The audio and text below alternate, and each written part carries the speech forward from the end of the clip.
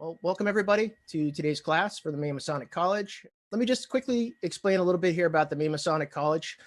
Since its founding in 2005, the Maine Masonic College has worked on developing qualified faculty to share their personal expertise and their dedication to learning. It's the college's goal to offer 2 classes a month, free of charge, with the majority of these classes open to the general public. In addition, there are the 2 semi-annual events. One is the Celebration of the Arts and Sciences. The second one would be the College Convocation. And at each of these, we feature prominent guest speakers who are leaders in their fields. The college also, in addition, I don't know if everybody knows this, but we've developed strong educational partnerships outside of the craft also, specifically with the University of Maine Honors Program, and we engage with them every year. They have been guest speakers many times at our events. We also support the UMaine Planetarium, and in the past have held events there, and I'm sure we will again.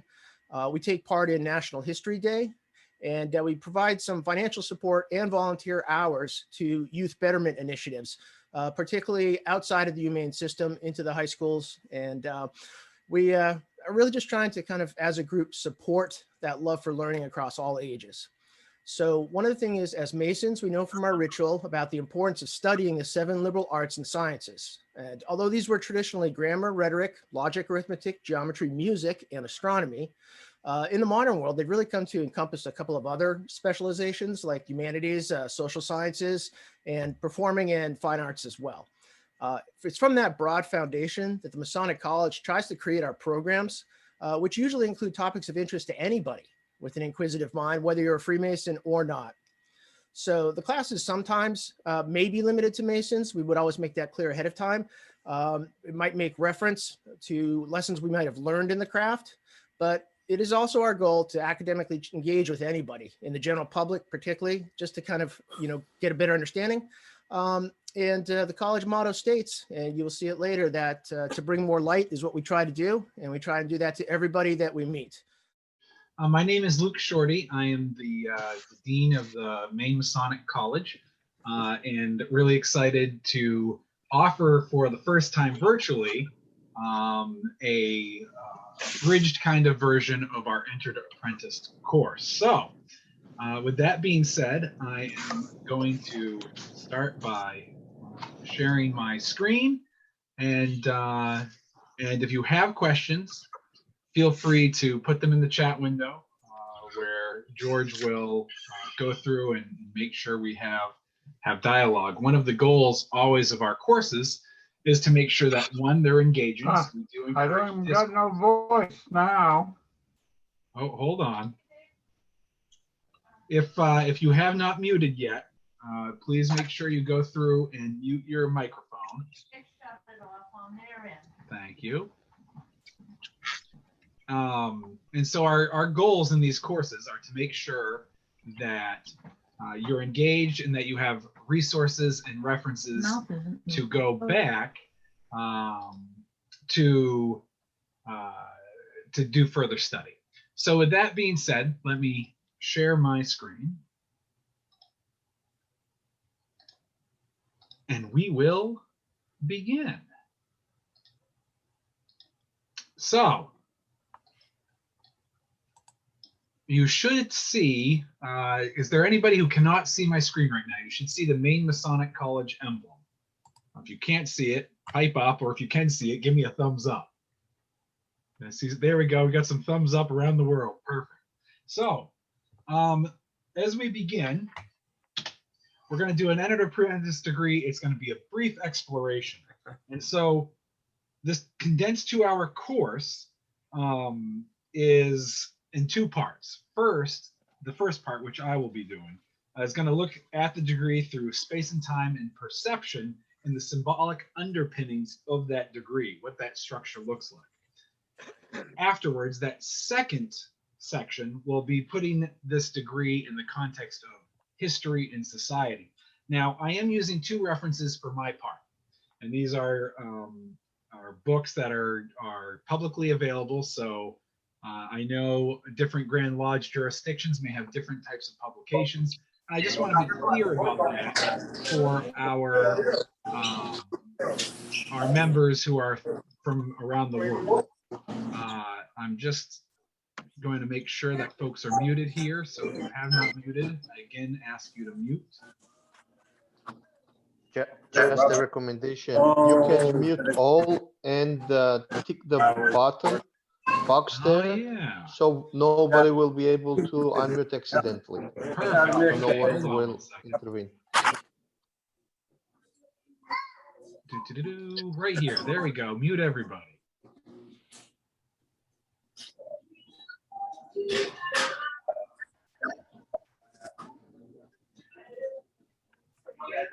Where do I find that again? That was a great suggestion, and I'm looking for it. And up at the... You should be the host, Yep. and I guess you are There the it host. is. Mute everybody. In the participants, it's mute everybody, and it has also a box ticked, and untick it. I have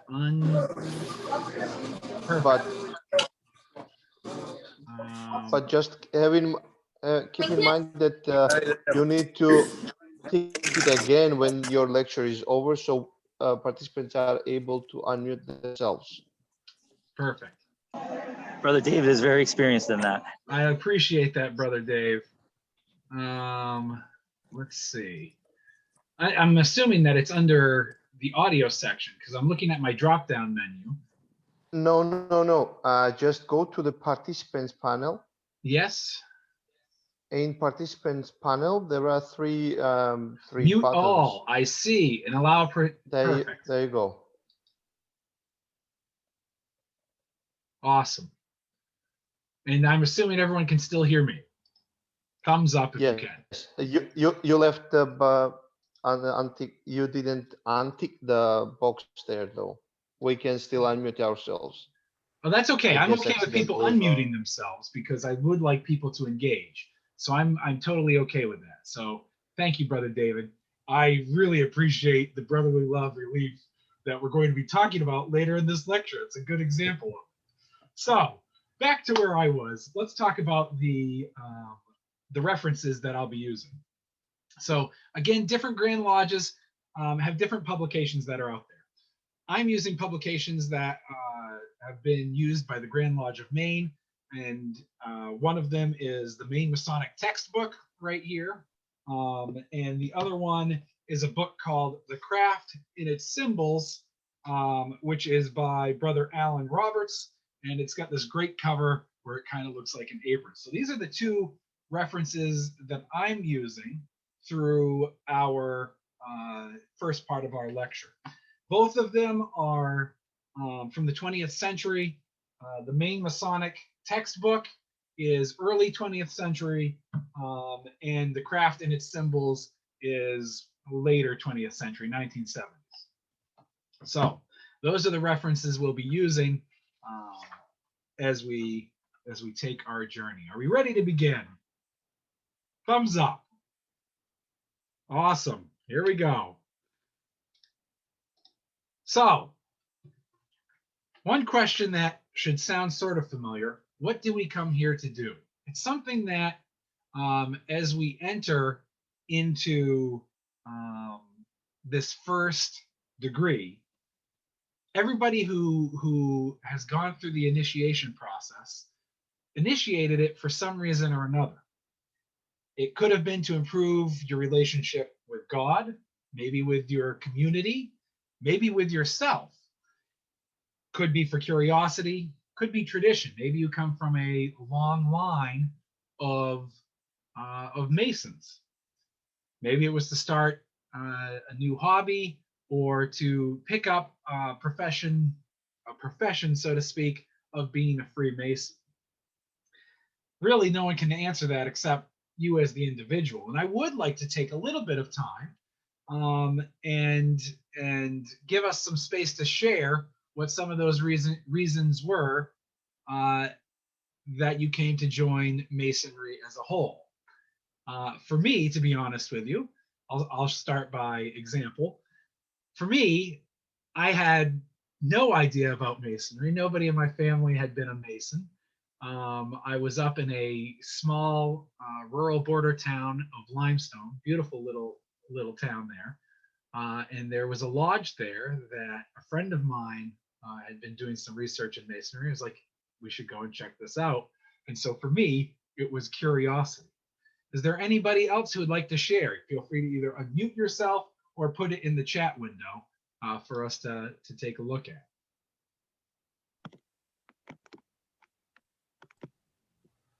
I'll start off.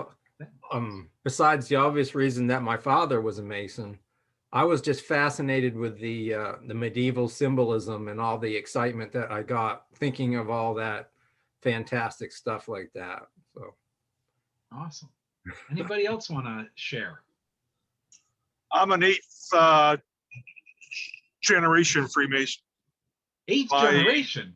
Holy yeah, I go back to the Boston Tea Party and before. Yeah. That's awesome. Thanks, Frank. Anyone else want to share? I don't know if there's anything in the chat because I can't see the chat while I am sharing my full screen and doing my presentation. George, are there any comments in the chat? You're muted. We have my grandfather was a Mason. Honor my grandfather by joining his lodge.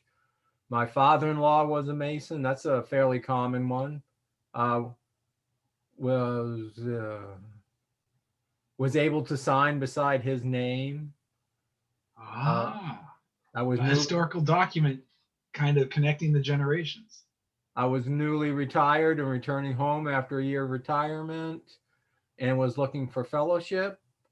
I was an only child and wanted to know what it would be. Boy, it jumps, doesn't it? It'd be like to have a brother. My dad is a 54-year Mason. I had a few generations of Masons in my family. Here's another father-in-law was a Mason. I have always had an interest and had asked him a few questions from time to time. And he finally said, are you going to ask how to join? And I thought I had to be invited, so I hadn't asked. Oh, interesting. Yeah, interesting. How about you, Penty? I see you've unmuted. What was it that made you decide to go through the experience?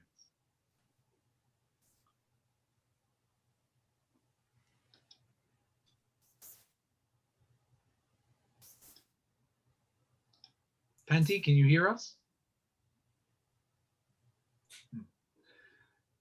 All right. Well, he works on the unmuting if you'd like to join. One of the things that we all hoped when we went through it is we all hoped to be accepted into Freemasonry. And what does it mean to be accepted? You are accepted by being entered into the craft and then oriented to what the craft is all about. At least from my experience, like I said, I didn't know anything about Masonry.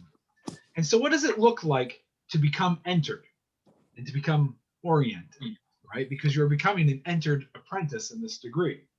And so if you look at what it means to be entered and the process of entering something, there are actions that are taken that move you from that very first time as you're being prepared and before you actually physically enter into the lodge, which involves oaths and obligations, things that we state that we are interested in and things that we receive that we are obligated to do if we go on this journey and enter into Masonry.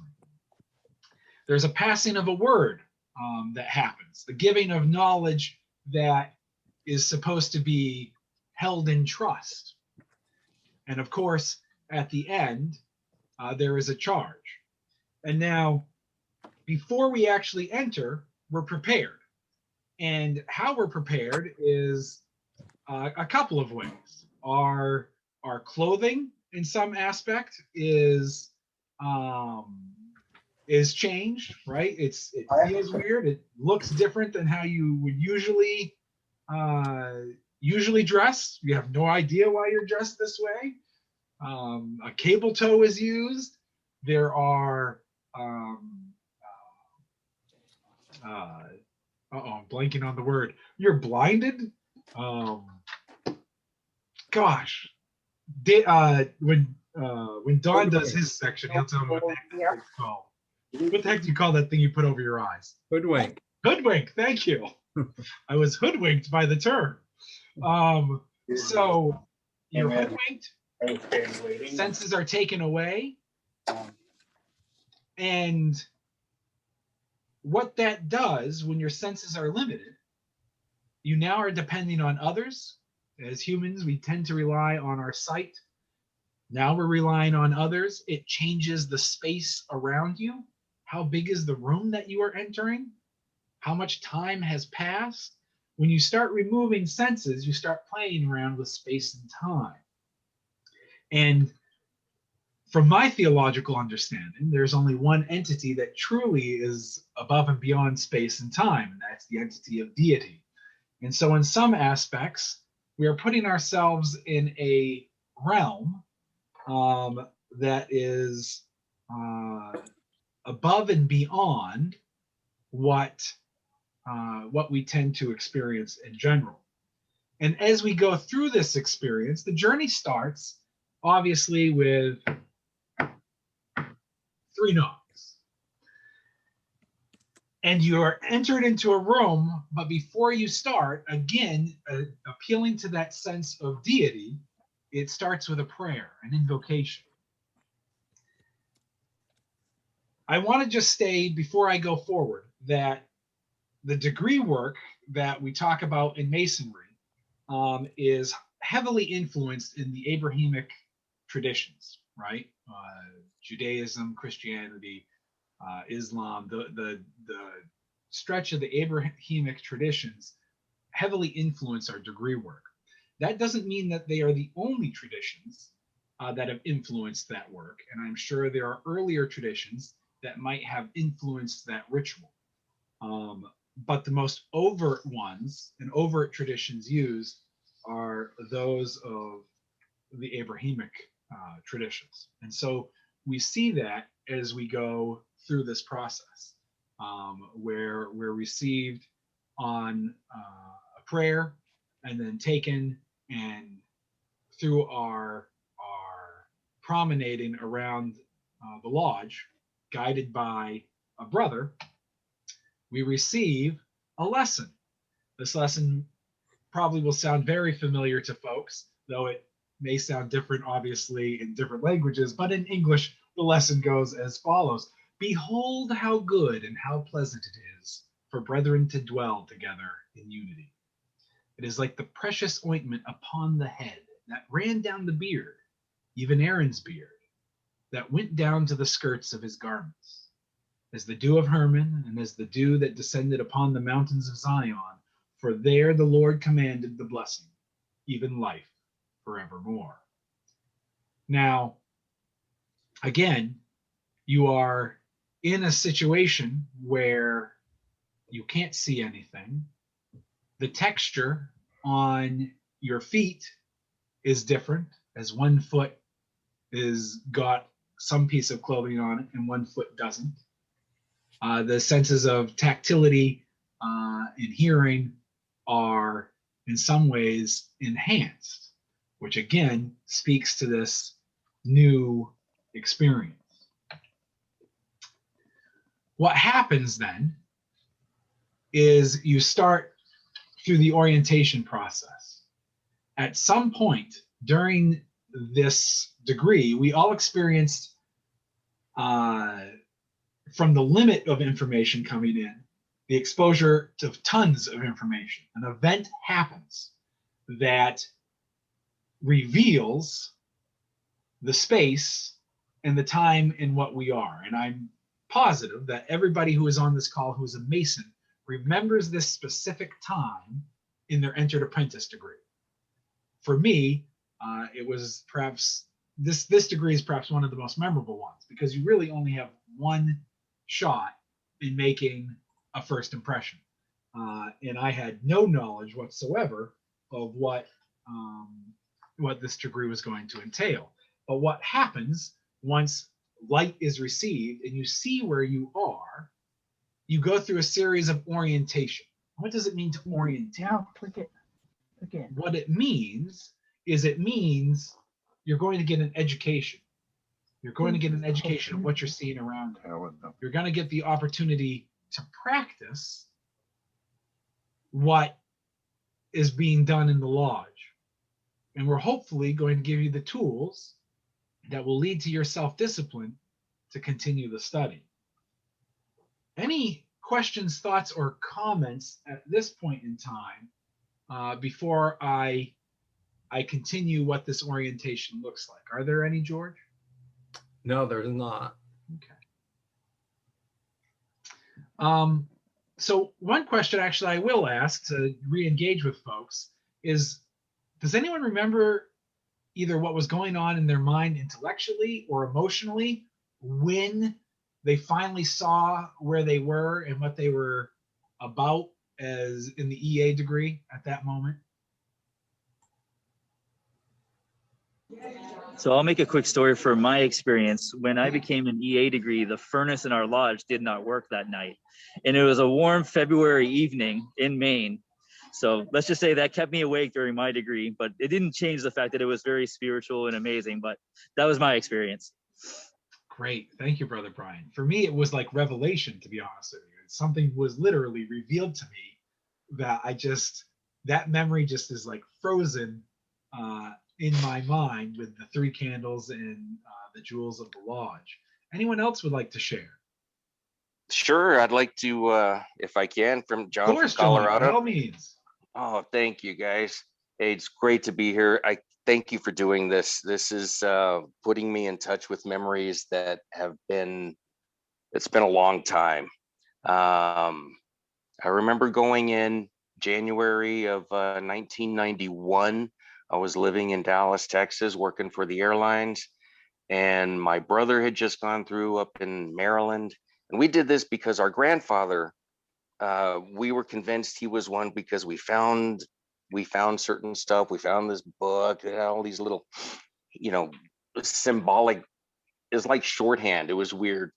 So we decided to figure it out. And I think going through that, having to put on the pajamas and, go through the door where I had absolutely no idea what was waiting for me on the other side. I can't see anything. And I'm scared when I go in and when I'm met with the points. And I think the most significant thing for me before that revealing of the light was when I was asked the question, in whom do you place your trust? And that, that's still valid today, and what an awesome reminder. So that was my story. Thanks for putting this together. No, our pleasure, John. Thank you for sharing. There are certain parts of this degree that really stick in people's memories. Anybody else like to share before we get into what this education, practice, and self-discipline look like? I was struck by how familiar, as I sat outside the lodge, I was struck at how familiar everything sounded. My grandfather was Tyler, and I presume he must have babysat me there sometimes, because for me outside everything was just absolutely familiar, yet inside nothing. I was kind of struck by that contrast. And I'm guessing, of course I don't remember it, but I'm guessing he babysat me sometimes out there in the anteroom during meetings, and that's why all the sounds would sound correct for me, the knocks, everything else. So that's awesome. He was a member of Limestone Lodge too. Oh, really? No way. I believe he was. Well, he joined up there. Of course, then they moved down here. Yeah. No, that's awesome. It is interesting how one of the processes of entering is going from the familiar to the unfamiliar, right? Things that you thought were familiar and common get transformed in this space and in this degree. And so through this education, and again, I'm trying to keep track of time so I can be respectful of giving Don the time he needs. Hard, isn't it? Oh, go ahead. Hard, isn't it? I know, right? It is. There's so much to cover. But I just wanted to jump in on Don's comment because that just resonates with me too. As a little boy, I was around the lodge hall and I was involved in a lot of things. I thought I was going to know a lot of it when I came in, and it was like I couldn't believe how much of it was like totally unknown to me. Of course, I was a youngster going in at 21, but right. I remember walking through that door blindfolded or hoodwinked, and I could have sworn I was right there in King Solomon's temple, you know, with I was lucky to come in on a past master's night, so the ritual was being done very well. Awesome. And it just transformed me. So, and for those of our brethren who may not know what a past master's night is, I don't know if they do that over in Finland or Greece or whatnot. Past Masters Night is where all of the officer chairs are filled with past masters. People have gone through all the degrees and are well versed in it, and it can be a very moving night. So, any other thoughts? So, yes. My name's Scott Young. I'm from South Berwick, Maine. Hi, Scott. And I was. okay, so you want to share that out? I'm sorry. Allowed. Oh, hold on. We just got a little crosstalk. Go for it, Scott. The floor is yours. I was made a Mason in 2019, and I was the last EA degree that happened in our lodge until last month. And I'm now the junior warden, and I had to do the degree and as the master, and it was such an amazing experience to go from never seeing it performed except on myself to actually having to perform it. And that for me, I learned so much from it. It was a great experience. So. Absolutely. That is for our brethren who are, again, in other corners of the globe. It is a tradition in many Maine lodges for the junior warden to actually conduct the degree of Entered Apprentice for new brothers who are coming in. But once this hoodwink is removed, the world opens up to you, and you're like, what is it that I'm seeing and experiencing? And as we all know, we start to explore that space with a brother after we answer that question, in whom do you put your trust? Again, that reference back to a higher power above and beyond us that helps guide our process through this journey, which this journey in some ways symbolizes life. And we'll talk a little bit about that in some of the other lessons that we get in this degree. As you go around, that promenading around the lodge is that practice. If you notice, you do things not once, not twice, but 3 times through this degree, through that rote practice of trying to understand what is the work that is happening here. But through that whole time, you're getting an education. And in this education, they're talking about different topics, such as the working tools of an entered apprentice, which are the 24-inch gauge. Here, let me actually get myself a little laser pointer. Right, you've got your 24-inch gauge, and you have your common gavel right here. You also receive your apron, a lambskin, and they talk about what those things symbolize. But from there, they also talk about the supports of a lodge, which you don't quite make the connection to architecture until your next degree, but the supports of a lodge being wisdom, strength, and beauty, which in some ways you could tie in with your working tools. The wisdom of the 24-inch gauge on measuring things, the strength of swinging the common gavel, its connection to the beauty and the innocence of the lambskin apron. And so through all this information here that you receive in the Entered Apprentice degree isn't to be known and memorized in that first night you go through. I know there's a bunch of things that were communicated to me during my experience as an Entered Apprentice that connections weren't made until I continued to do the work as a Mason of reflecting on the allegory in the symbolism of the degree. From the supports of the lodge, they talk about what the furniture of the lodge is. That's the Holy Bible, the square, and the compasses. And if you go back to, is that going to send me back? It is. If you go back to where the altar is, where deity sits, where the focus of the lodge is, because everybody is faced towards that center of the lodge, or that blazing star in the center. Again, that furnishing, those three furnishings, are again directing you back to deity. Not any one type of deity, but the deity that you personally, as an individual, worship and follow and believe in. From there, they talk about the ornaments of the lodge. I'm going to go to that right there. The ornaments are all here in D. That's the checkered, the mosaic pavement, the indented tessel, and the blazing star in the center. And if you think about it, and we're going to talk about this a little bit, about what was it that caused you to come to Masonry. As a Mason, as you're entering through this degree, you are looking at yourself. How do I improve myself with the working tools and the lessons that support a lodge? And in some ways, the mosaic pavement acts as a reflection of the self, what you stand on and what you're about, but it is surrounded by the indented tessel, or your community, others, your brethren. If you go back here, again, deity, around the deity, around the mosaic pavement is your indented tessel, or your brethren. And of course, in the center is the blazing star, symbolizing deity, what's guiding us as a whole. From there, you talk about what the ornaments of the lodge look like.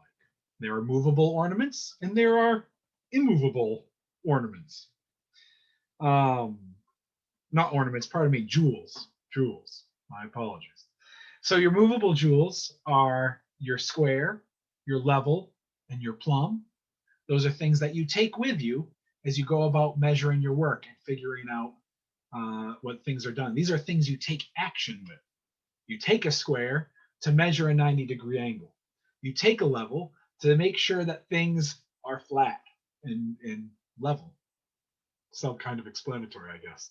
And then the plumb to make sure that things are rectitude and up straight.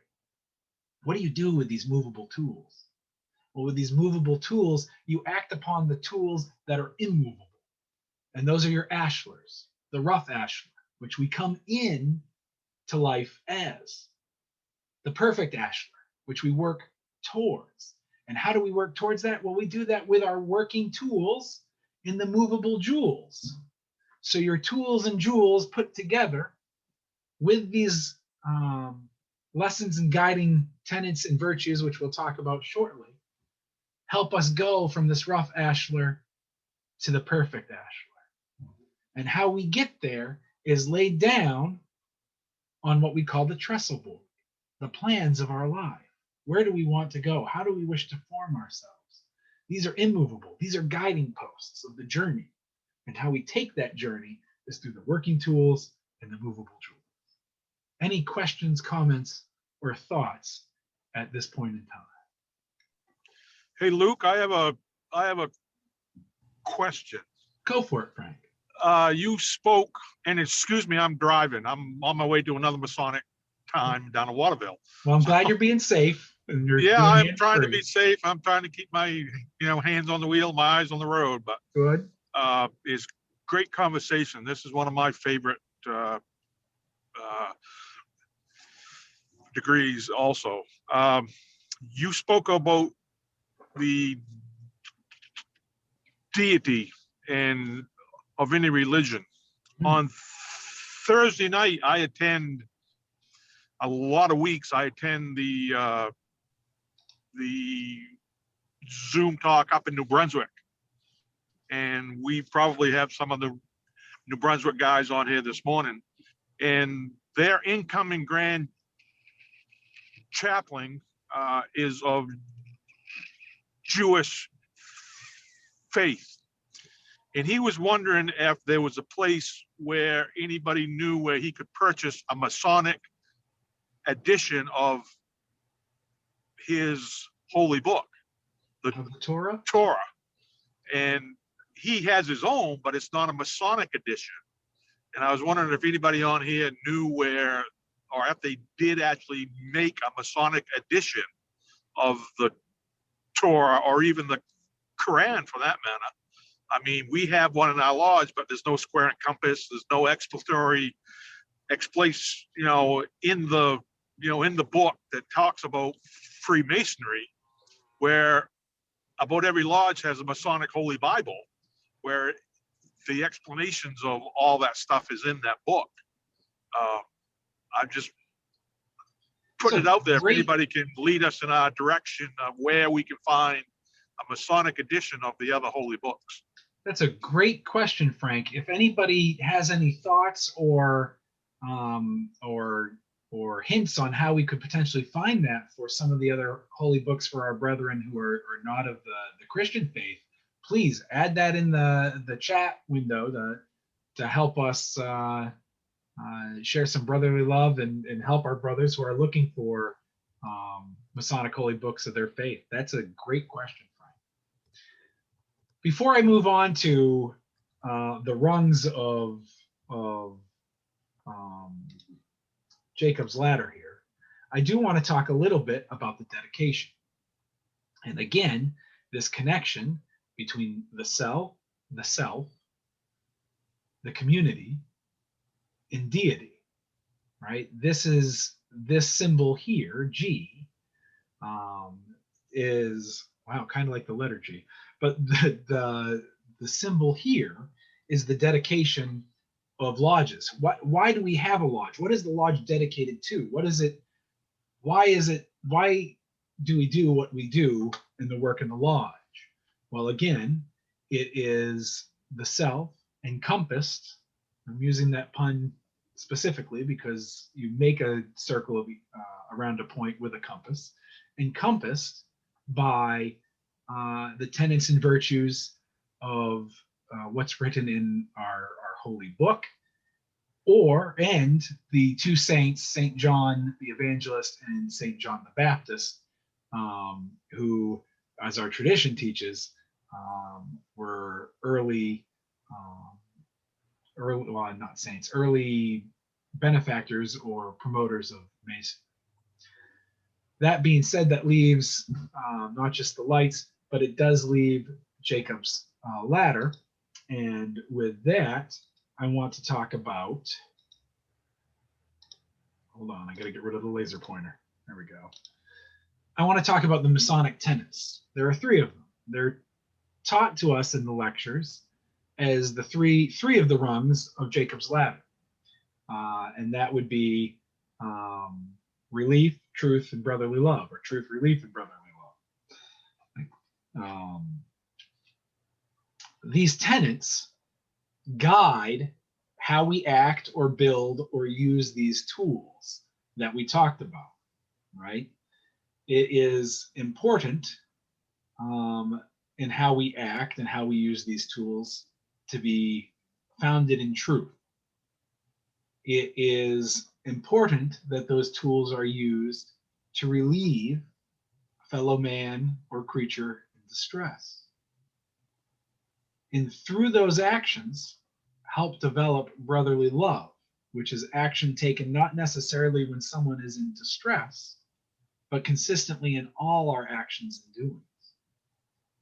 And so these three rungs, again, guide us in how to use the working tools that are given to us in our Entered Apprentice degree, along with the movable jewels, to move from the immovable jewel of the rough ashlar to the perfect ashlar amongst the designs of the trestle board. And that trestle board, we feel, is designed by the supreme architect of the universe, or deity. Now, four other rungs, at least from my understanding and study of Jacob's ladder, if you take those three tenets and you combine them with the four cardinal virtues, and we do a wonderful course on the cardinal virtues and tenets that are done by Brother Doug Taft, who's with us today. We did that one, maybe a month or so ago. But these cardinal virtues, again, are more active roles that we do to work on the self. You know, as Masons, We can practice temperance. We can practice fortitude. We can try to practice prudence. We can strive for enacting justice in our actions. Because in doing that, it helps form us from a rough ashlar to a perfect ashlar. These are virtues that we act upon ourselves, right? Are we as individuals acting with temperance? Are we as individuals acting with fortitude? Are we prudent in our actions? When we act, are we acting in a just way? In doing those things, they help lead to these tenets, these Masonic tenets. They allow us to better live these tenets, which is part of that journey from the rough ashlar to the perfect ashlar. And of course, how do you do these actions? What's the adverb you use on your actions, right?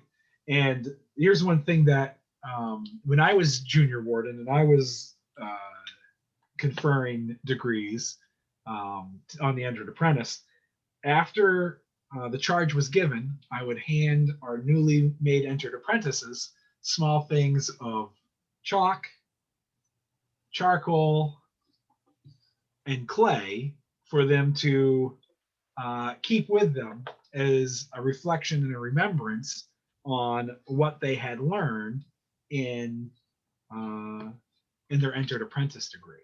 And each of those representing and realizing how we should take our actions. Our actions should be done with fervor. We should be zealous in trying to practice these virtues. We should have the freedom to continue to strive to do that. One thing that is mentioned in The Craft and Its Symbols, this book right here, is back before you had wall paintings or carpets or tapestries, and masonry was active in, I don't know, say the 14th, 15th century, 16th century. They did not have wall hangings and things along those lines. And so these lessons in the lodge itself would be quote unquote drawn up with chalk and charcoal. And so in using these things to design the lodge, and deliver these lessons in this degree of the Entered Apprentice, was done with these common items. Chalk was easily accessible, charcoal was, and then afterwards you have somebody come through, sweep it all up, and it was like it was never there. If a degree was outside, then the earth itself would act in some ways as your drawing board. And again, it would get raked up and removed elsewhere, removed from the lodge as a whole. So hopefully this has helped a little bit in shedding a little more light on that Entered Apprentice degree, and has hopefully allowed you to kind of reflect on what your experience has been and thinking back to that. And before I finish, I want to end with this painting by William Blake called The Ancient of Days, and this poem called The Entered Apprentice Degree by Thomas W. Davis. And again, reflect back on the connection between the divine and the mundane, if you will, and how this degree kind of blends those together and informs us as we enter through the Entered Apprentice degree, get oriented, and come out the other side, hopefully armed with the tools we need to become better Masons and human beings. So the Entered Apprentice degree by Thomas W. Davis. Let there be light, the great Creator spoke, and at the summons, slumbering nature woke. Well from the seat the primal morning broke, back rolled the curtains of the night, and earth rejoiced to see the light. Let there be light, the master's lips proclaimed, and here and hand unite, and heart and hand unite in glad acclaim. To hail thy enrollment of a brother's name, while he beholds the ravished sight, the glories of the perfect life. And with that, before I hand it over to Brother Don, I do want to give us space to have dialogue and conversation, because again, our two tenets of our courses is we want to be able to engage the people who have come to listen to our Masonic courses and also give them references to follow up with if they want to do further investigation. So I will be quiet and stop sharing my screen. And if people had thoughts on it, or if there's stuff in the chat window, we can go from there. Here's an interesting one, Luke, that came out when you were talking about the Ashlar and things like that. It kind of points out the fact that different jurisdictions do it differently. And it was it's our brother from India who said in India, the jewels are interchanged. The movable for the United States is immovable for us, and vice versa. Interesting. And I think that's even state to state, you might find stuff like that. So what's interesting here is we get across the same points, only we do it in a different way. I remember taking, observing a third degree in North Carolina. And when it was all said and done, the brothers came up to me and said, "So what'd you think of that?" And I really was kind of speechless because it was different. And he goes, "It's different, isn't it? And yet it's the same." And that sums it up really well. So even though they're different from jurisdiction to jurisdiction, it's still the same. We get across the same point. So wonderful, wonderful. Other comments and thoughts? That's really interesting because Ranesh, you got your hand up. Go for it, Ranesh. Hey, thanks. Thank you very much for this. The idea for us, the movable jewels, which we consider are the square, level, and plumb rule, is because it actually is interchanged, right? So not interchanged, it's actually given for one person and then obviously it moves to the other one. Whereas the immovable jewels, which are our ashlars and the tracing board, right, they always stay at the same place. So for me, I think when I read Giles Morgan's book on Freemasonry, I was super confused why that you guys talk about it in the other manner. And I think I reached out to a couple of them, and one person gave me a very good answer, which I really, really like. Yeah. The movable jewels for you literally means that your life has to move from rough ashlar to a perfect ashlar. You can't just stay at the same place. You shouldn't be. Right. Whereas your immovable jewels, which is the square, level, and plumb rule, the square is always going to be in the east.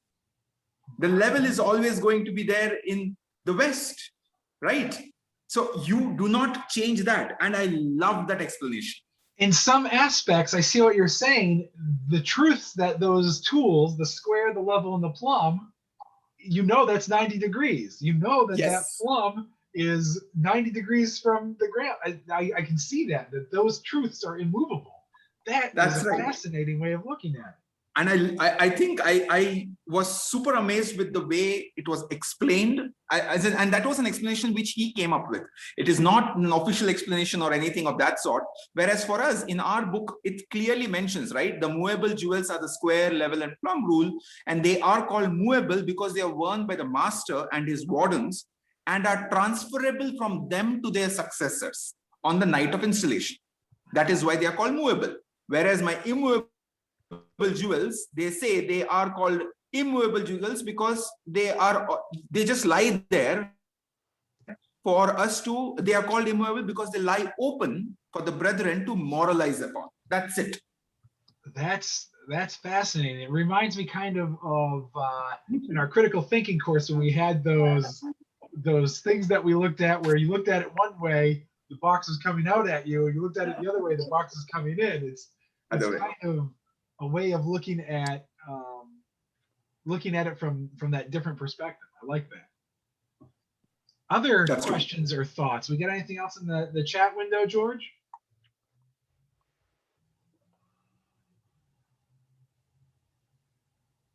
We do not. We do have John DeBona telling us that he has that same picture you had up on his arm, and he showed us that in his picture I saw. Oh, nice. Yeah. And he does say, boy, they jump around here. Oh, wow. We got a lot of chat in there. William Blake. Yeah, William Blake. To see the world in a grain of sand and heaven in a wildflower. Oh, that's a beautiful quote by William Blake. And I also got a question about where these recordings go to. And you can find them on YouTube, brothers, if you want to look at past courses. And if you want, I got another question. How do you get an invite to future lectures? Send me an email at george.macdougall@maine.gov. It's in one of the beginning. Oh, if you join late, though, you won't get the old chats. There it is. Boy, you are fast, Luke. I just figured I'd type it out. I spelt that right, George? McDougall with a A-O-U and 2 L's at the And end. that's the key right there. Don All right. ruins it for me all the time when he joined our lodge. But So that would be the email address you'd send your email to, and we'll get you on the listserv. Is a square dance a Masonic dance? I love that. It's a good question. New Brunswick uses the reverse movable jewels as well. Really? And if you go down to the Scottish Constitution, or Scottish Constitution, a sheaf of wheat becomes a sheaf of corn. Wait, say that again? If you're in the Scottish Constitution, Yeah. We use a sheaf of corn suspended near Waterford. They use a sheaf of wheat suspended near Waterford. Interesting. Wasn't that almost synonymous back then, though? Several hundred years apart. The corn only exists in North America. The wheat was available from Egypt, so it was available many hundreds of years before. Wonderful. Other thoughts and questions before we hand it over to Dawn? Hearing none, thank you guys for giving me the opportunity to speak on this. And Dawn is going to put things in a historical and societal perspective that I think you'll find very interesting and fascinating. So with that, Dawn, the floor is yours. Okay, so we're going to leave that world of symbolism, and we're going back to a very pragmatic world. The Entered Apprentice degree came in sometime between, say, 1000 and 1400 was being used. And the first degree of these, we had the Entered Apprentice Fellowcraft. Master Mason was an elected position. If they needed another Master Mason to start another lodge, then they would elect some more masters if they had produced work. And that was celebrated normally on December 26th around Saturnalia. And it was really a drunken banquet, very much disapproved of by the church. Anyway, so back up there. The symbolism was used only as a memory device. At that point, we said, well, them fellows couldn't read or write. Well, of course they couldn't. Would be no good if they could read, because there were no printed materials until they invented the printing press, which was invented when? 1450-ish or so, and so forth. So for the 500 years that Masonry was in existence during medieval times, all their Masonic knowledge had to be stored in their memories, stored without error. They could have no, you build a cathedral and you think, oh, well, that's all right, we'll just prop something up over here. That doesn't work. So forth, they had to be very careful of how they transmitted their knowledge, how they remembered their knowledge. So they used memory devices, the working tools, like we made tie a string around our finger to remember something. They had the working tools to work with. So, and so our ritual, as we've got it now, comes down to us from that time, somewhere between 1100 and 1400s. And it shows us a great deal about the customs, morals, and mores of the era. It holds the cultural and political history of the time. And we, of course, we interpret our ritual in terms of symbolism for ourselves, but in our own current era in our language, not what they had it for. So that means this is a setup, the feudal setup of society. You had the Pope and the church were above everything. Everybody had to pay taxes to them. Below that, we had the king and the nobles, knights, vassals, merchants, farmers, craftsmen. And then so you would have your masons, and millers and so here. Yes. Question? No. And below that, this is probably anywhere from maybe 10 to 15% of the population was here. The other 85, 90% of the population was down here with peasants and serfs. Now, these people were two classes, and this comes into our ritual. We first ask right at the door, hey, some of those peasants were freeborn. They could get jobs, they could work a trade, or they could own land. But more than half of those, this group, were serfs. They were born to the land. They could not own anything. They couldn't leave the land. Therefore, you couldn't take them on as an apprentice because they couldn't leave their home. They weren't slaves because they had to fend for themselves and provide their own living. But if they were not allowed to leave, unless they could, I guess, if they could escape and stay in the city for more than a year without being caught, then perhaps they could be then judged a free man. But I don't know how they would survive for a year in the city system. So based on that, and the craftsmen were down here, but if you formed a guild, you moved up one class in society. You moved up to the level of the knights and the vassals if you formed a guild and you were a master in your guild. And that's reflected perhaps in some of the York Rite ritual, where there was a conflict between the craftsmen and the knights. Okay.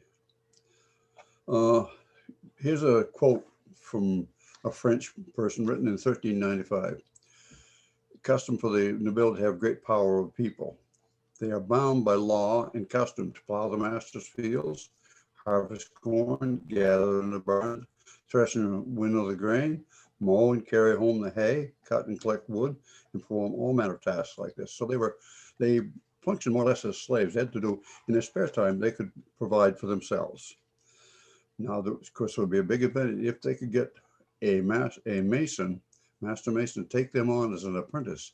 Then they could move up from this area up to as an apprentice. They would be up here, craftsmen. Then, if they ever became a master, they would move here. So it was possible for some of these peasants to move up two positions in society.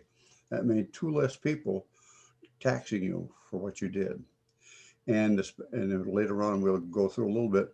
This honor was bestowed on the wife too. And Chaucer had poked some fun at those women putting on airs who thought they were whatever, higher in society.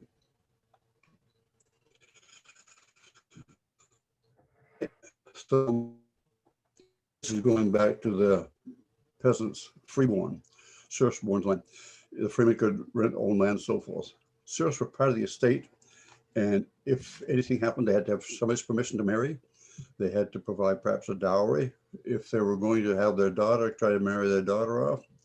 And I'm not exactly how it worked, but if your father died, you had to pay the lord for the loss of his estate. You didn't have to pay for the man. You had to pay him for the loss of value within the estate that he had. So it was a terrible life being a serf.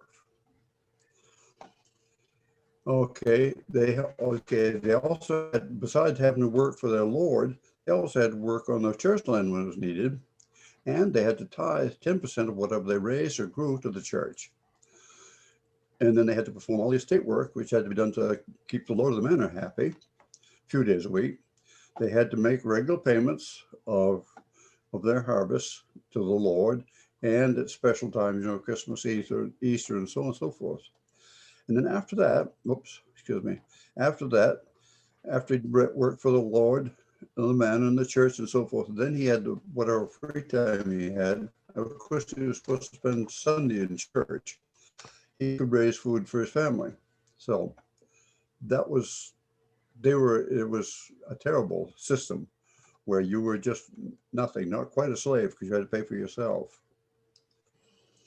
Now, as I mentioned before, if you joined a guild, you moved up from a workman up to the level of the knights and so forth. Let me back up here. Whoops, there it is. if you joined a guild, weren't just a lone craftsman, and you became a master in that guild, you moved up here even with the knights and vassals. So that was a big step in society. All right. Then I mentioned before, Chaucer was laughing about this, and this was in his prologue he wrote in the 1300s.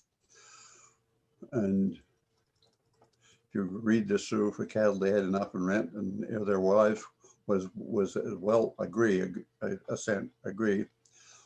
And if they didn't get the credit that they were supposed to have and the respect they were supposed to be getting, they were going to blame their husband or someone. And they wanted to be called Madame. And when they went to church services, to have their mantle carried by someone. So they wanted to be treated like royally. And so Chaucer was laughing about this. These weren't Masons' wives, these were other tradesmen's wives that he was laughing about. I don't remember which ones.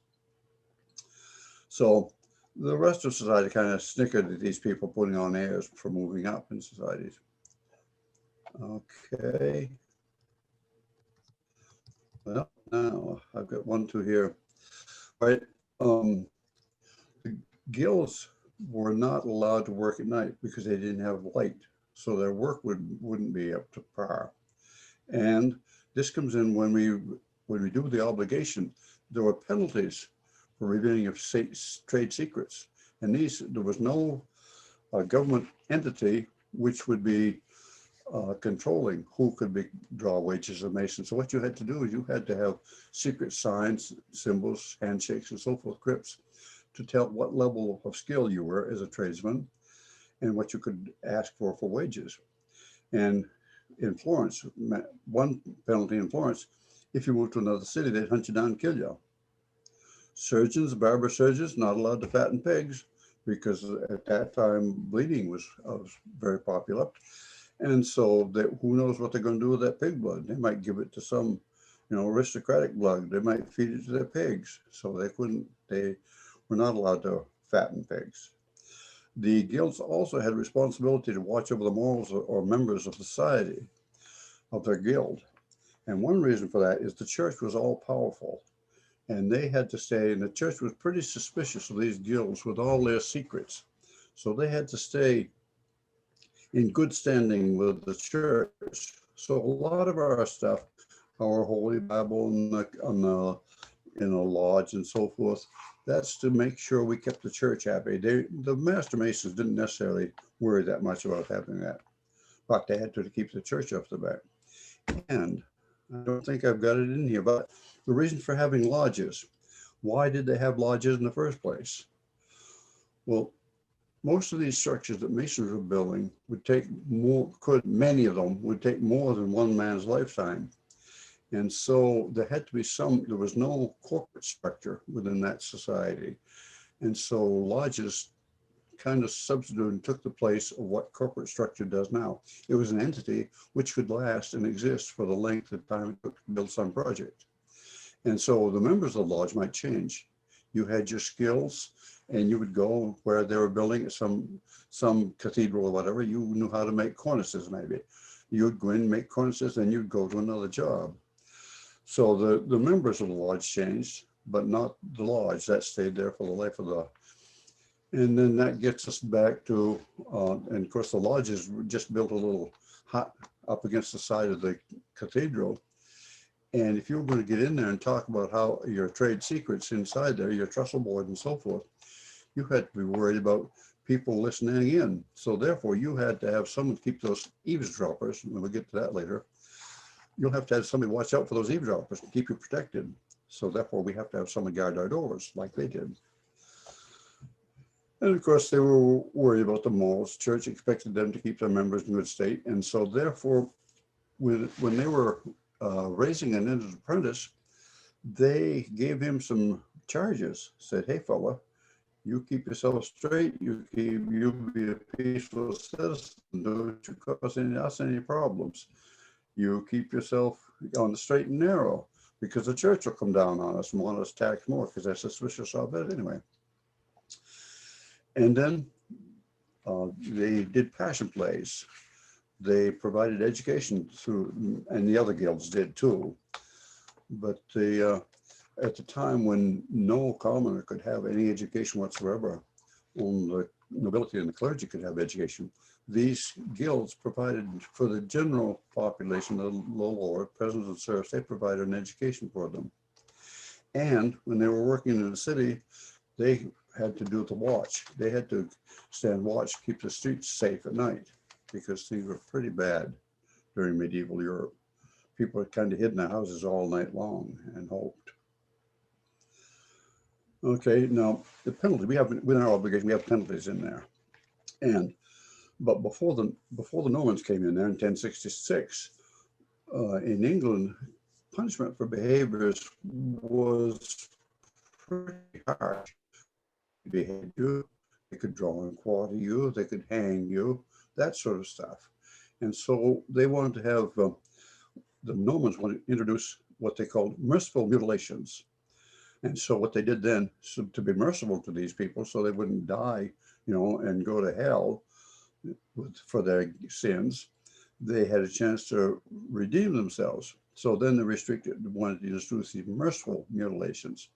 And that was, you know, remove your tongue, cut off ears, mutilate the hands, feet, that sort of stuff. Or the other thing they could do, which really could get you, burial in non-sanctified ground. See, St. Peter had some troubles. You know, there were a lot of people around, and he had to try to keep straight who was supposed to go to heaven and who wasn't. So they set up a system to help him out. If the person was buried in hallowed grounds, sanctified ground, then good, St. Peter could let him in. But if he wasn't buried in hallowed ground, consecrated ground, he knew there was something wrong, and so therefore he wouldn't let him into heaven.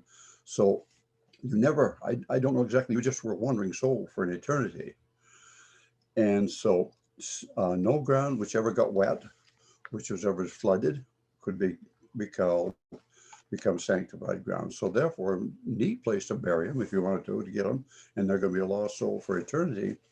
You bury them in tidal water. Go out there where this is sandy, you know, dig a nice hole, and the tides come in, flow back and forth a couple of times a day, and so forth. So these are penalties of our obligations were very serious for those people then. And similarly, the hoodwink, the apron, all that good stuff, that had a reason, that a pragmatic reason, not just some symbolic reason like we use. And we, of course, try to interpret in terms of today. I think there were just a zillion guilds and names, you know, baker, barber, you know, masons, plasterers, you know, we had cobblers, everything. Every trade could form a guild. Not all did, but most did. And the ones who lasted the longest, which I'll get to just a little later, the horse whisperers. We had to have horses for transportation and freight hauling until tractors and trucks took over in the 1930s. So the horsemen were active up until about 1940 in Scotland, some places. Who are the toadmen? Pardon me? It says horse whisperers or toadman claim. What's a toadman? Oh, yes, okay, that was of course, so all these, they tried to keep the trade secrets. So they would do things in supernatural, and they, of course, claimed they were witches or whatever. But the toadmen, they used the breastbone out of a toad or a frog as their talisman, which they could do secret, you know, they could call down the powers of the devil by using that, or by reciting verses of the Bible backwards. They could also call down the powers of the devil on someone else too. So, and what I'm going to do is I'm going to use the horse whisperers ritual, since we may have this open for non-Masons, so I'll talk about their ritual, and we'll see a lot of similarities in it, which I'm going to go to the next. Whoops, sorry about that. I got a slide in here. The 13th century, you know, the 1200s, 3 stages to become a guildman. You were apprentice, And most of the Masonic apprentices were 7 years. You know, who wants to give up free labor for just 2 or 3 years? You might as well have it for a full 7. And you, after that, if you were good enough, you progressed to a fellow of the craft or journeyman from the journey, French days journey. And then back here, as I said before, if you could become a Master Mason, you were elected to that when they needed them. And the grand time degree was not like our degree at all. That was a drunken banquet on December 26th, so they could get the new Master Masons for the next productive year. And of course, the church didn't like that very much. Okay, so here's the Horse Whisperers, their apprentice. Now, it's similar to ours, but apparently it came from the Miller's ritual. And these guys are also called horse witches or toadsmen and so forth. But this took place in a darkened barn. They had a blindfold. They went in with a bare left foot. They had to take an obligation to keep your secrets and so forth, not to let people know how you were getting a horse to do what you wanted to do.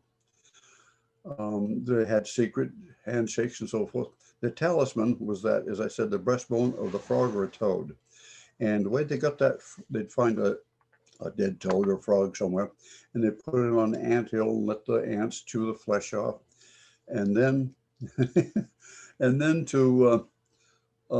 they'd put it in a stream of flowing water. And this breastbone, most of the bones would flow downstream, but this breastbone would flow upstream screaming. So it had those magical properties, you see.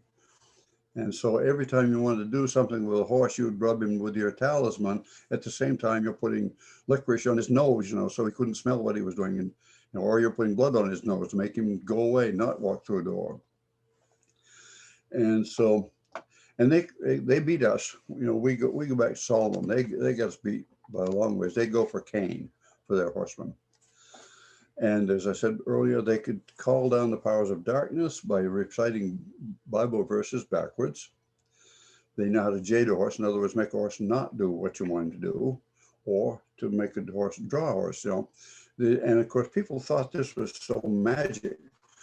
They were often accused of witchcraft because the horse became this familiar, and it was cases where a guy and his horse were executed. Pardon me? Got a question for you. Sure. Interrupt you, and everybody just speak and interrupt me. I just natter on. So the Horse Whisperers were their own guild. I just want clarifying questions. Yeah. And they used the breastbone of a frog. Yeah. To supposedly get the horses to do what they wanted them to do. Yeah. And they were still strong until the 1930s? Well, until we had trucks and tractors to provide transportation and agricultural power, yes. Wow, this guild is fascinating. And apparently, I saw one reference. There was a horseman killed as a witch in 1945. Fairly new, I'm kind of surprised at that.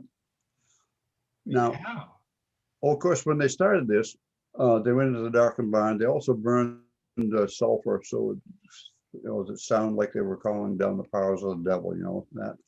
And when they came to the door, they were asked to give 3 knocks with a horseshoe on it. They give, rake the horse's horseshoe down the door 3 times. So they used 3 knocks. Isn't the sign of the Teamsters a horse? Who? The Teamsters Union, isn't their symbol a horse head? Oh, is that right? I don't know. Yeah. I don't want my house. Yeah, that would be the same thing else. I didn't realize that. Wow. Yeah. So. Well, that actually goes back to the Teamsters being the on the stagecoach or any freight hauler. The man steering the horses were called Teamsters. Yes, right. Yeah. You had your grooms, your Teamsters, your various people who had to take care of them. Yeah. I presume your Teamsters probably were the like equivalent to a Master Mason. I'm guessing. I don't know. Okay, so now the next thing went was our hoodwink. This blindfold, and this wasn't just symbolic. This wasn't to keep the guy in darkness until you could, you know, bring light to him and so forth. We put that in there, but then they did not understand how vision worked. This emission theory was until the 1500s. They thought that some rays came out of the eye and impacted the object and came back to us. Now, this is something we can see any night we drive down the road. You know, we'll see eyes up ahead of us, you know, many hundreds of yards in front of us. And so we can see this fire coming back from the eye. So they believed in this. And they thought that this fire would result in the evil eye. They thought that people could give you the evil eye and call down all sorts of trouble on you, powers of darkness and so forth. And so therefore, they kept the eyes covered until after the guy had gone through his obligation and promised to let you, you know, cut off his finger or rip out his tongue or bury him, you know, out in the tideland and so on and so forth. And then now the reason why that our idea of vision didn't come in anytime until the 1500s, they took an ox eye and they looked out through the ox eye and everything was upside down. Well, of course that can't be the way that vision works in, because, you know, we look out here, nothing's upside down, everything looks right side up. So, and then the idea of rays coming from something to our eye, well, how are you going to get that great big horse or that cow into that tiny hole in our eye anyway? You know, so certainly no, it isn't coming. Rays aren't coming from what you're looking at. They're coming from your eye, going out and interacting with that object. So the hoodwink, there's nothing mysterious about why that they get the guys keep his eyes covered before he's told you he's pledged his future on you. And the other thing, the hoodwink, the cable doll, you know, if the people don't like the looks of this young lad you want to bring in as an entered apprentice, you want to hire him, well, not hire him, but you want to work with him for 7 years, they might not like him and they might want to yank him out of there. So therefore you've got to have something tied around his neck. You could yank him out of that lodge, you know, and get him outside, or the Tyler could protect him out there. Okay, and so you see, and they threatened their entered apprentice mutilations, non-Christian burial, and then they also gave these people charges. These enterprises, you keep your, especially like a groom that's going to ride along with you as you take the queen or king or some noble around to some other country. You be quiet. You keep a civil tongue in your head. You keep a moral compass on yourself. And so, like in ours, and this is in plain text here, in our cipher, be quiet and peaceful subject. Submit to legal authority. Conform with the government pleasure. You know, to conform to the government of the country where you live, because these guys weren't going to necessarily work in one spot. They're going to move all over the place as their particular skills are needed. So you couldn't have the master mason who had taken on the job and who was making pretty good money doing it. He can't have his crew out there mouthing off to people and getting in trouble. So. And then this took place after the plague went through. The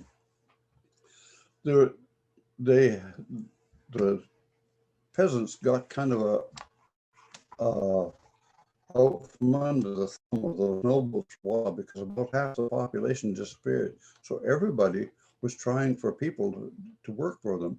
So therefore they were starting to offer more wages and so forth. And so they had regulations, and wages cannot go up above what they were before 1848 when the plague went through.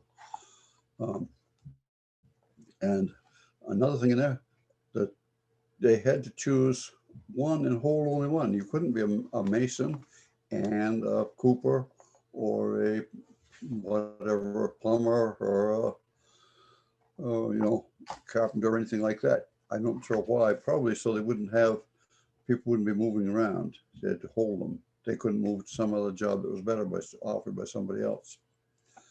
And then in 1388, they wanted, okay, they're looking for new taxes they could raise. And all these masters of these guilds had to send the king a return of the origins, holdings, and regulations. They wanted to know what there was there to tax. And masters of mysteries and craft. And mysteries are not the same as we use the word mystery now, any more than the geometry is the same now as it was then. Then geometry, geos and metry, measurement of, was the measurement of the earth. It wasn't that plain geometry stuff that we have now. Anyway, so Parliament and the king were starting to get on these guys, and they were looking for things to chance. And that's why we have the Regius Poem and so forth. That was written as a response to this. They were returning, giving a return to their holdings and so forth. It's annually submit returns of what they've made. Okay, mysteries. And at that time, the mysteries were that knowledge, that special knowledge they had to have to work as a master craftsman. And you see here, then of course, we also had, this one is probably, this is the Leland document. And it sounds great, but it's since been discredited. And it's written in the Old English and so forth, but probably that's so it will look right. Certain questions and answers to the same concerning the mystery of masonry, written by the hand of King Henry VI of the name and faithfully copied by me, John Leyland, Antiquarius, by the command of His Highness. Don, you had mentioned that the source that you're talking about has been discredited. Was it seen as a forgery, or was it? Well, it wasn't a forgery. He made it up, but he just made it up from something else. He wasn't doing it in the name of King Henry VI. You know, he put the document together, but it's not under the guise, and so therefore he could present this as, boy, here's an official document. See, it came from the king. And so it wasn't something from the future pretending to be something from the past. It was written in that time period, but just a false. Yes. Okay. Written later, not then. And there was a whole bunch of questions. It's fun to read this, you know, and there's questions and answers that go in. Now, as I mentioned earlier, the guilds had to keep on good stand with the church and so forth. And so the church often assigned them biblical stories to portray in their mystery plays. And so they would they might take the carpenters and have them do a play about the Noah and the ark. And so in line with this, Masons are often asked to dramatize something to do with King Solomon's temple. And we've kept that custom down here into our degrees that we have developed now, not in the independent bodies. That's included in these rituals that we have. You see, our Master Mason is got a great deal of allegory about King Solomon's temple in that. And then in some of the, the York Rite bodies, a great deal centers around King Solomon's temple. So that's kind of where these degrees that we've got are kind of a modern version of the mystery plays that the guilds did for the common people, so they could have some education. Don, what do they mean when they're using the word mystery in this case? Well, we use the word different. The mystery plays, they were just knowledge, the secret, the not common knowledge, uncommon knowledge, I guess maybe we might say. Not something mysterious or not something that's of symbolic meaning, as it were. It was a pragmatic. What the mysteries were, they couldn't. Well, with the Millers, they thought that the miller's word, they didn't understand how that mill worked, but they thought the miller had some magic word he could say, and the mill would start up, and they could go up the top, like the grain up at the top of the mill and pour it in, and it would come out as flour at the bottom of the mill. They did not understand it. It was just a mechanical process of the grain going through stones and sieves and being coming out, separated out into its various parts.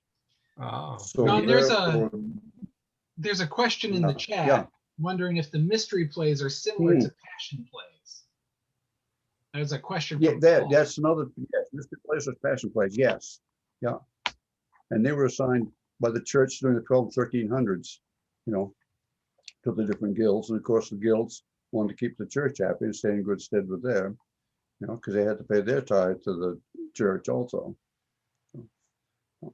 So therefore, in a way, our current degrees, our modern Master Mason and our various the York Rite rituals and so forth, come down to us from that tradition of the passion plays, the mystery plays. Yep.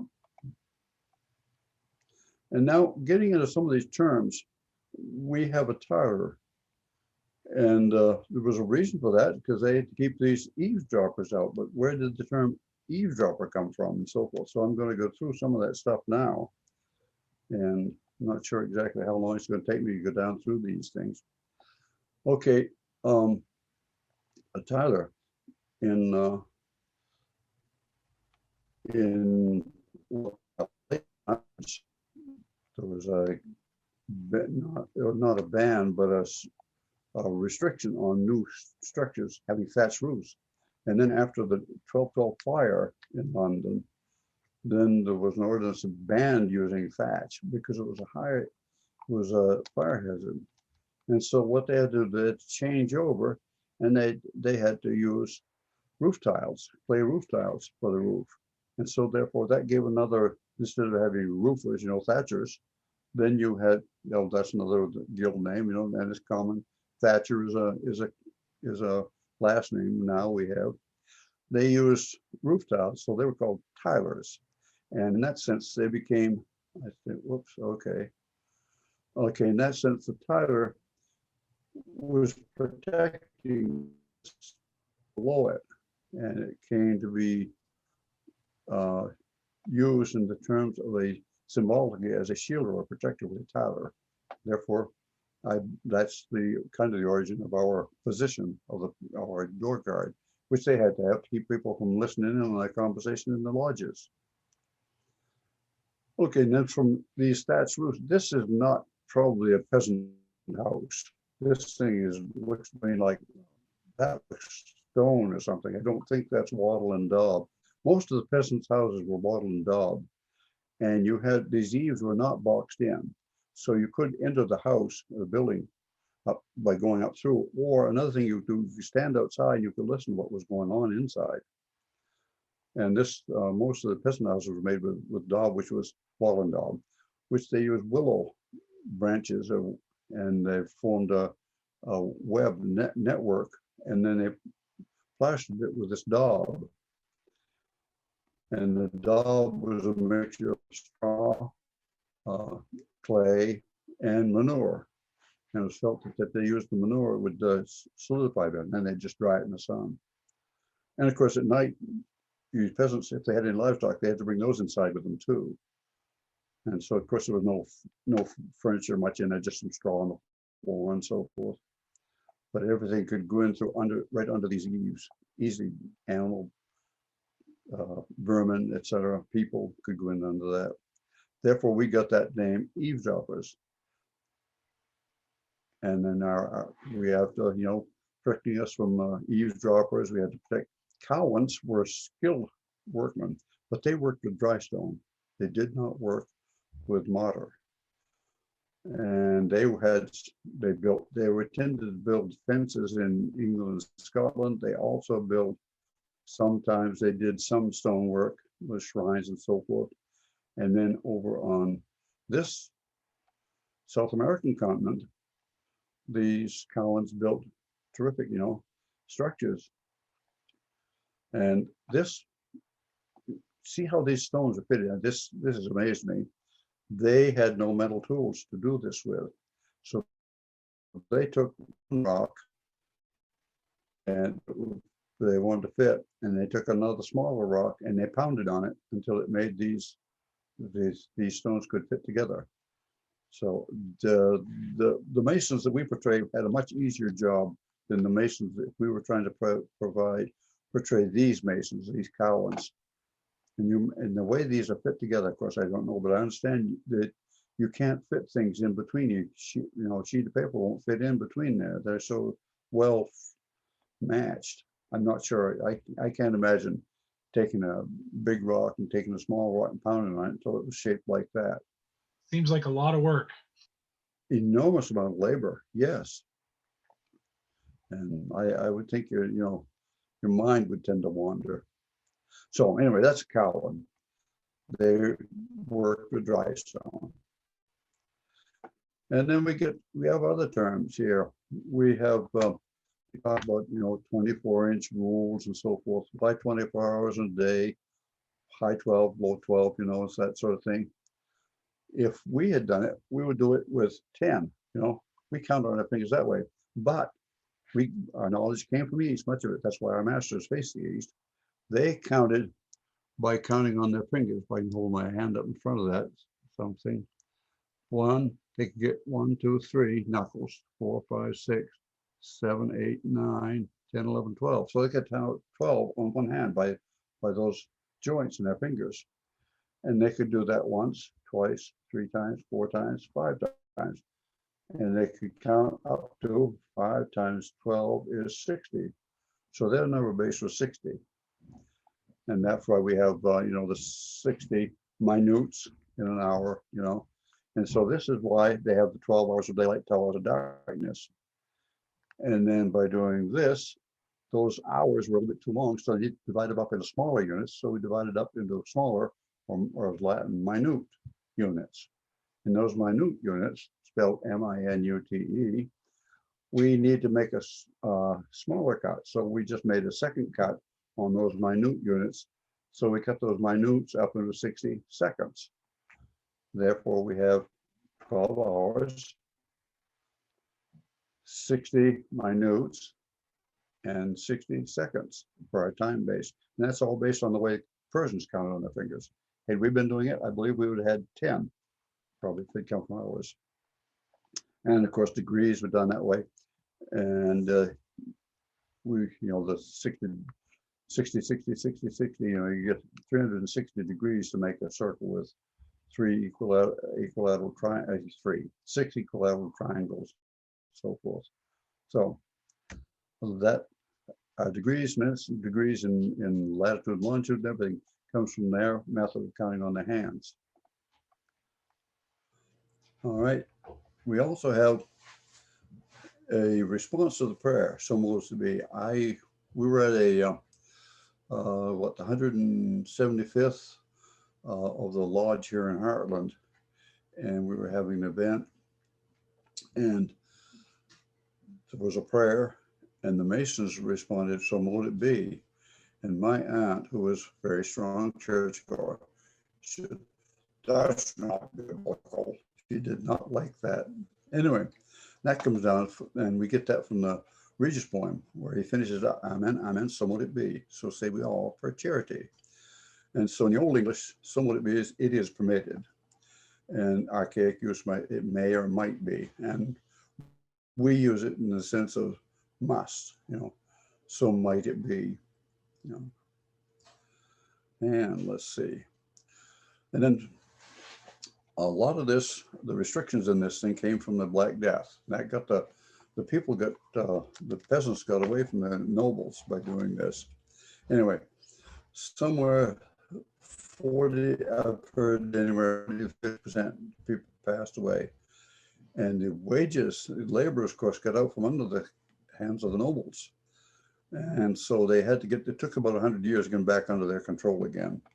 And that's where those parliamentary writs and the writs of masters, guilds, and so forth. Well, what do we got? Oh, here we go. The left side of the body being, a left-handed person was really looked on with suspicion at one point how to convert students from trying to write with their left hand to right-handed students, you know, that sort of stuff. And that was, since a larger proportion of humans are right-handed, the left side of the brain controls us. And we expected, well, that must be God inspired, you know, and so forth, tried to change people over. And the left became, look at the sinister of the left, and that word comes down to us now from the Latin, sinister, if it's left. For us, the right, that means correct. That's a proper way, the right way to do it. You're right. I have the right to do this. We have the right, and we're going to impose, you know, right sentence on the person. And then this comes in within our charge to that Entered Apprentice. We talk about you know, that we mentioned fidelity, the idea of personal integrity in that minerals and metals lecture. Many places, what, 7 or 8 times that word is used in there, and they use that as the right hand. And in Roman, this came from Roman god Fides. It was a she, and they had important papers and so forth. And violation of that law had legal consequences in Rome if you didn't keep your word. In other words, maybe some of those, oh yeah, I'll be there for the work. Oh, sorry, I can't make it tonight, you know, that sort of thing. And then this is another word that comes in there. It's part of the obligation, you know. They used to use rhyming for memorization purposes. And we've got a place in our ritual that says, always hail, forever conceal, never reveal. So that doesn't quite rhyme, you know. But heal, the old Scots, heal, was to cover, hide, conceal. And we use it. And when we get plants, we can't plant them, we heal them in. And so I'm wondering if that, when the ritual came to the United States, I wonder if that they said, well, that doesn't make any sense. So always heal, never reveal, no. And so I wonder if they didn't change, somebody decided, no, change, it makes more sense, must be hail. This is just my speculation. I don't know. And then of course, a lot of this was to keep the church happy. We have, you know, as on the some holy book of law that would keep the, oh, they're good. These guys are good because they're doing this on the Bible. And the church was social, political force. They could tax everybody below them and so forth. And so they had to keep the church from worrying about any sort of sinister activities taking place in their rituals. Okay, then, this one comes from the Georgia, Georgian as opposed to the country Georgia. The golden fleece, we have these, and they're mentioning it as symbols. Well, the golden fleece is treated as a myth, but there is some suggestion that it's not a myth, that this was a means of mining gold, panning gold in the Georgian rivers and so forth. And they would take sheep's fleece, put it in the bed of the stream and leave it there and let the stream flow over it. And the gold would settle out, collect in those fleeces. And then they would take it out and extract the gold from the fleece. So that this idea of Jason the Argonauts, there's some suggestion that is based on the idea of somebody went out, tried to figure out how those Georgians were able to mine so much gold so easily. And they, of course, when they brought the fleeces out, they didn't tell the people what they'd done. They told the people, oh no, goodness, we have these sheep that have these golden fleeces, and we raise sheep and they shear them, take the fleece off them and get our gold out of them. Whereas actually it was just a technique of putting that in and kind of like a sluice box, And then the Roman eagle, that was on the standard of the Roman battle flags, and the Stern Guard, that was something 1348. I don't remember who was king then, but that was the king in 25 knights, and it was, and then they had it started as a garter badge. They added a star sometime later. So anyway, those are referenced in our degree, and they come from actual pragmatic sources, as it were. Okay, and I guess this must be, that's the last one. Tokens. And the tokens, they're the secret handshakes, grips. And this is what you had to have for signs of recognition, because there was no way, we had no licensing for any of these guilds. And so they had to learn to identify themselves somehow. Okay, I am an apprentice. Okay, so you'll give them the proper grip. Once you had the skills, become a fellow of the craft, a journeyman, then you'll be given a particular handshake for that. There's 99 people on there. Did hear? Okay. I guess that's the end of what I've got here. So I'm done. We're done a little early, I guess. Well, there are some comments in the chat Sure. box. You want to talk about those, George? They're very interesting ones here. Brother Jesse says that in Finnish, it's similar to the right and left. And I get a kick out of this because the word for right is IKEA. And isn't that a huge department store of some kind? Yeah. Furniture store? But he says that it has both meaning as opposite of both left and wrong. So IKEA is right. And here's one from Grand Lodge in New Brunswick. And the Scottish Freemasonry, they still use the word HELE. So just like you were saying, Don. Do they?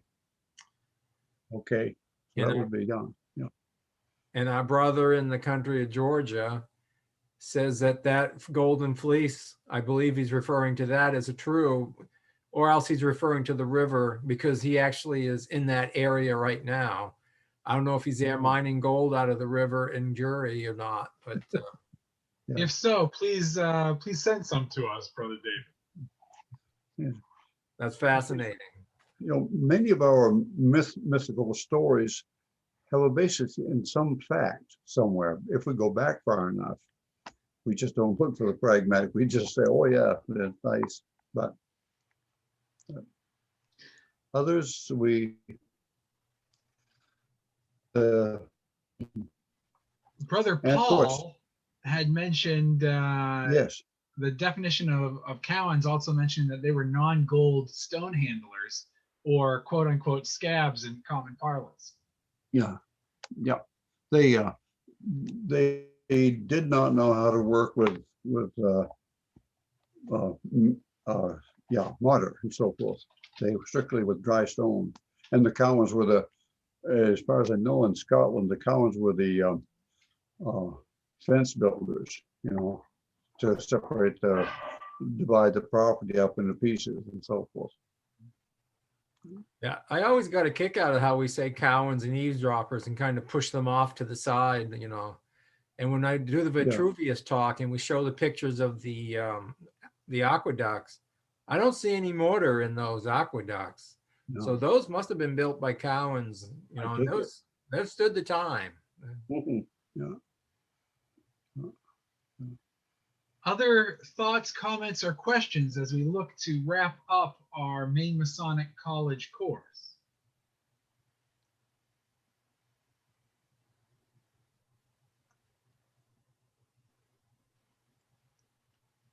Hearing none, I would like to do a quick, there will be a Fellowcraft course, and that will be, I believe, is that in May?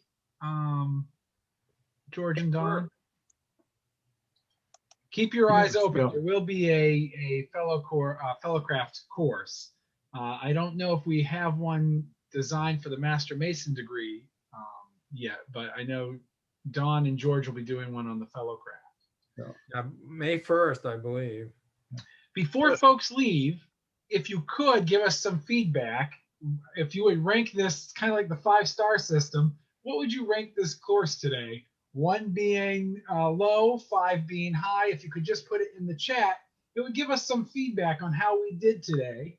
And if you have specific suggestions on how we could improve the course, please definitely send them to Brother George. Oh, good. Oh, 10 out of 10. Wonderful. Oh, Brother David Chick wanted to make a comment quickly. Yes, by all means, Brother David, where are you at? Feel free to unmute and make a comment.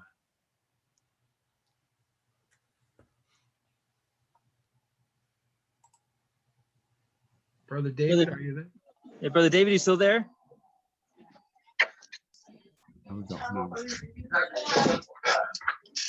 There he is. Yeah, sure. Yeah. He's coming. Yeah, I'm listening. Hi, hello once again, and thank you so much, Brian, for inviting me and for excellent lectures.